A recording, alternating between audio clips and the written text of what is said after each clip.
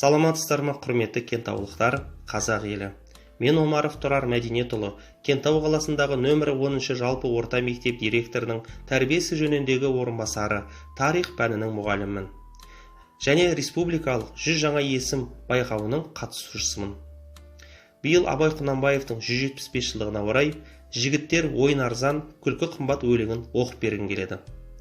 Жігіттер ойын арзан, күлкі қымбат, екі түрлі нәрсе ғой сырмен сымбат, арзан, жалған күлмейтін шын күлерлік, ер табылса жарайды, қылса сұхбат.